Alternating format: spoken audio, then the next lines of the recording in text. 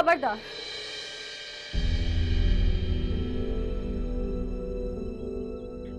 जो मेरे अब्बू को हाथ भी लगाया आप।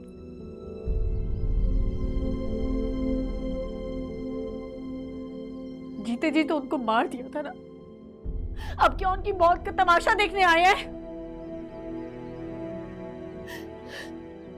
आपको यहाँ देख के मेरे अब्बू की रूह को भी तकलीफ हो रही होगी।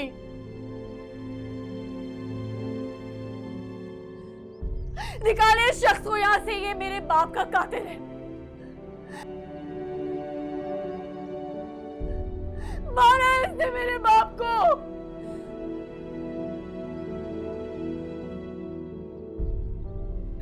ज़ाहिरा, अपने अब्बू को खुदा हाफिज कह दो। अब्बू के बगैर कैसे रहेंगे? अब्बू के बगैर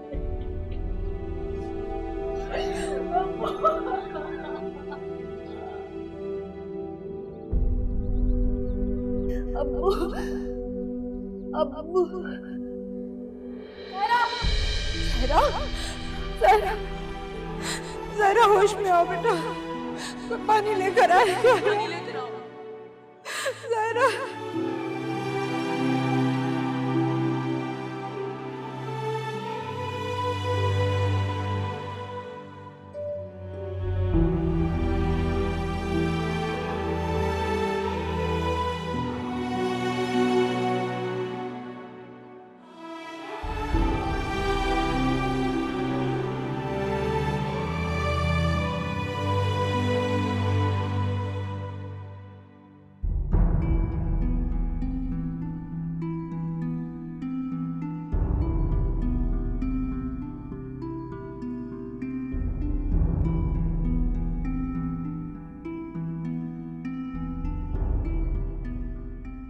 भाभी के गम ने ताया अब्बू की जान ले ली।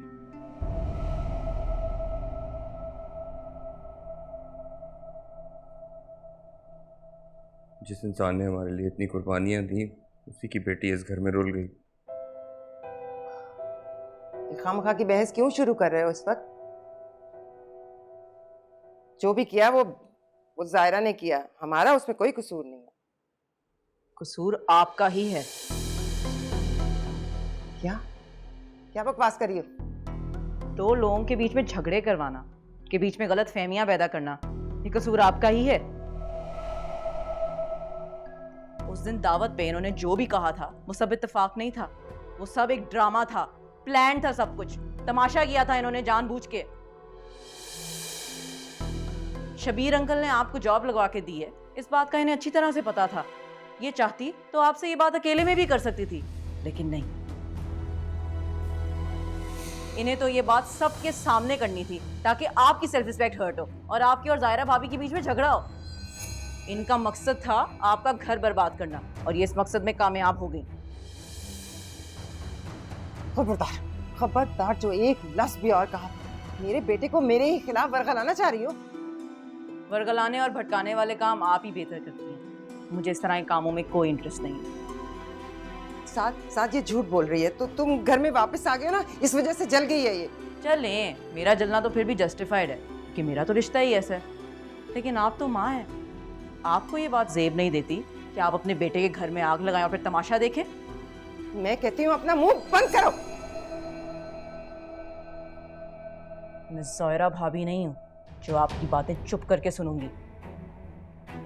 ईंट का जवाब पत्थर से देना आता है मुझे। इसे चुप कराओ सुहेल, मुंह बंद करो, उसको कहो अपना मुंह बंद करे।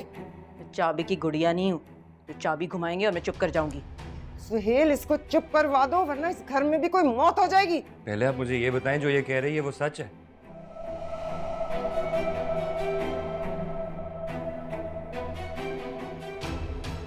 सुहेल, तुम जानते हो ना कि इन्हीं बातों की वजह से ताया अब्बू की जान गई।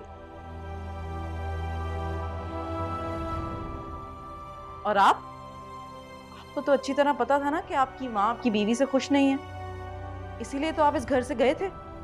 तो आप फिर से इनकी बातों में क्यों आ गए और अपना घर क्यों बर्बाद कर दिया? ज़ाहिरा भाभी ने आपके लिए क्या कुछ नहीं किया, कितनी कुर्बानियां दी, और आपने उन्हें बदले में क्या दिया? तलाक। बहुत अफसोस होता है मुझे। इत्मीनान ही उठ गया है मेरा मोहब्बत से। साथ ये झूठ बोल रही है, बकवास कर रही है, ये जो कुछ भी कह रही है गलत है। अब कहें ये सब कुछ झूठ है? खाएं मेरी कसम और कहें कि ये सब कुछ झूठ है। बताएं अम्मी। साथ वो मैं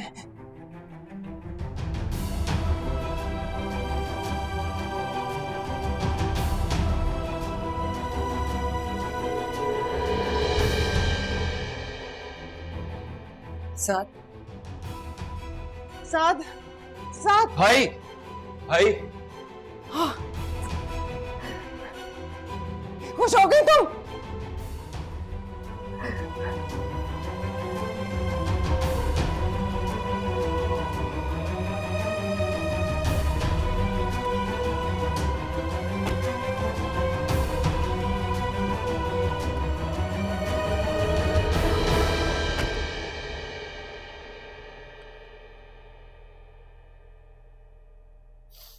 बस करो नफीसा, हौसले से काम लो। अगर तुम भी हिम्मत हार गई तो जायरा को कौन संभालेगा? कितनी लाडली थी वो भाई साहब की, उनकी जुदाई को वो कैसे बर्दाश्त करेगी? अरे उसकी हालत को देखकर तो कलेजा मुंह को आता है। कैसे पागलों की तरह हरकत कर रही थी आज वो। उसे तो इतना भी होश नहीं था कि सामने उसका शौहर खड़ा है, कोई गैर नहीं। और मैं तो साथ की हिम्मत को दाद देती हूँ। कितना खामोश खड़ा था, मुझसे उसने एक लफ्ज भी नहीं बोला। क्या दोनों मियाँ बीवी में कुछ अनबन चल रही है? मेरा मतलब है वो ऐसे क्यों कह रही थी कि साथ ने मारा है भाई साहब को? जरा जायरा को देख कर आती हूँ।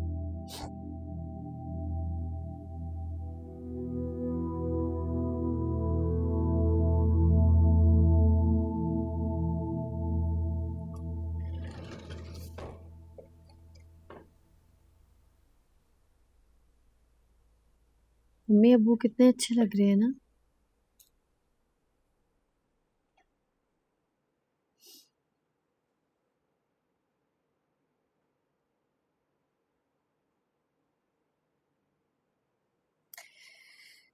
बहुत अरमान था तुम्हारे अब्बू को तुम्हारी शादी का। कितने खुश थे ना उस दिन वो।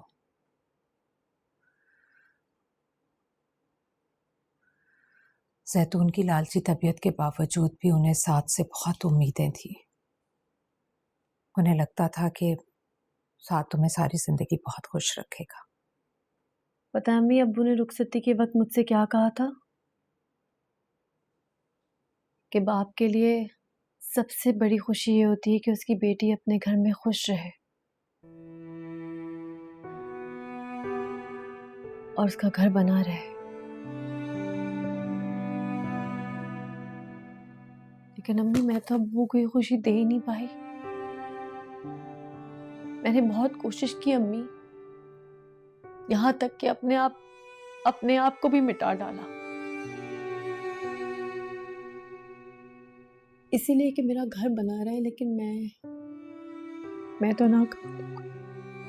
नहीं बेटा, मैं नाकाम हो गई, मैं नाकाम हो गई अम्मी। घर एक तरफा कोशिशों से नहीं बनते बेटा। घर बनाने के लिए मियाँ बीवी दोनों को कोशिशें करना पड़ती हैं। रिश्ता बनाना आसान है, लेकिन उसे निभाना बहुत मुश्किल। साथ ने तो हमेशा आसानियां ही ढूंढी हैं, मुश्किलों का तो वो आदी ही नहीं है।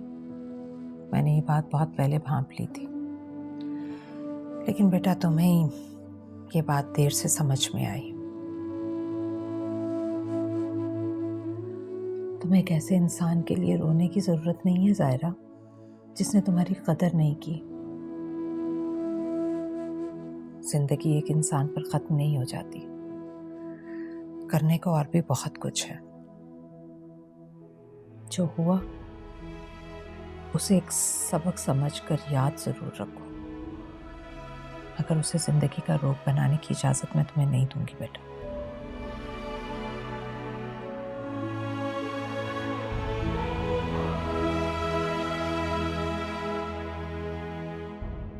ताजा ने मेरा साथ कहाँ गया होगा, इतने गुस्से में घर से निकला है। मेरा तो दिल हौल रहा है कहीं खुद को नुकसान ना पहुंचा दे। मैं तो आपसे पहले कहती थी जोश से नहीं होश से काम लिया कीजिए, लेकिन आपको तो मेरी कोई बात ही नहीं समझ आती। हाँ भाई ठीक कह रही हो तुम, सारा कसूर मेरा ही है। मैं दुश्मन हूँ सबकी खुशियों की, किसी को खुश देख नहीं सकती। हद हो गई। हर कोई उस कल की आई लड़की पर एतबार करे, मेरा किसी को भरोसा ही नहीं है। सुहेल ने फोन उठाया कि नहीं? फोन नहीं उठा रहा। कहाँ चला गया मेरा साथ? ये सही है, करे कोई और भरे कोई। जिन महारानी की वजह से ये सब कुछ हुआ है वो कमरे में आराम कर रही हैं। इसे तो मैं छोड़ूंगा। फिर वही करने जा रही हैं आप? क्या हो गया है आपको? पहले इस घर में इतनी परेशानी है, एक और फसाद खड़ा करेंगी? अच्छा, मुझे किसी के मशवरे की जरूरत नहीं है। मुझे क्या करना है, कैसे करना है, मुझे सब मालूम है। सारा फसाद इस लड़की का है। इस लड़की को तो मैं घर से निकाल के दम लूंगी।